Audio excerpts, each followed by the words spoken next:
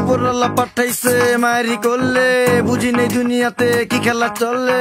গানের কথার মতো বাস্তবতাও কিন্তু তাই। মানুষ যত যাই করুক না কেন, ভালো বা খারাপ, কখন যে পাশা পাল্টে যাবে তা বোঝার কোনো উপায় নেই। দুদিন আগেই নিজের লেখা র‍্যাপ গান গেয়ে প্রশংসিত হয়েছিলেন আলী হাসান। এবার সেই গান নিয়েই নিজের এক মন্তব্যের কারণে জনরোষে পড়েছেন আলোচিত এই র্যাপার। মোটামুটি মানুষ লইছে জমাইয়া, আধা কেজি মাংস দিবে নাড্ডি মাড্ডি কমাইয়া। যার প্রেক্ষিতে আজীবনের জন্য গান ছেড়ে দেওয়ার ঘোষণা দিয়েছেন তিনি।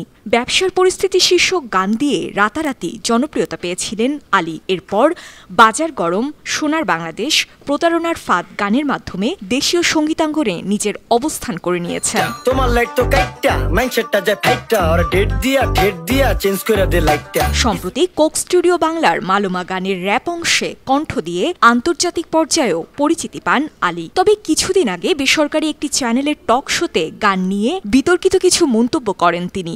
আলী বলেন, গান বাজনার টাকা হারাম, আমার অটো বিজনেসের টাকা হালাল, এজন্য ব্যবসার টাকায় বাজার সদাই করি আর মিডিয়ার টাকায় বিল্ডিং তৈরি করছি। যেটার হারাম হারামি, যেটা হালাল ওইটা হালালি, এত হাদিস চলবো না। তার এই সাক্ষাৎকারটি ভাইরাল হয়। নেটিজেনরা তাকে সমালোচনায় ধুয়ে দিচ্ছেন। অনেকে দাবি করছেন এই গায়ক সুবিধার ধর্ম পালন করছে। কারো মতে আলী হাসান হালাল খেয়ে হারামে থাকেন। তবে আলী হাসান বলছেন তার বক্তব্যের ভুল ব্যাখ্যা করা হচ্ছে। 1 ঘন্টার সাক্ষাৎকার থেকে সামান্য একটু অংশ মানুষ ছড়াচ্ছে।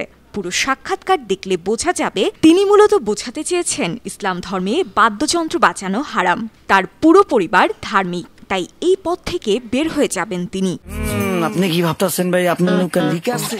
আলী হাসান আরো বলেন, বেশ কয়েকটি গানের কাজ বাকি আছে, সেগুলো শেষ করেই গান ছেড়ে দেবেন। তার শেষ গানের শিরোনাম হবে ইসলাম।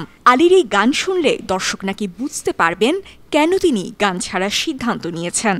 ভালো কাজ ছাড়া কিছু যাব না সঙ্গে। News desk, 52 TV.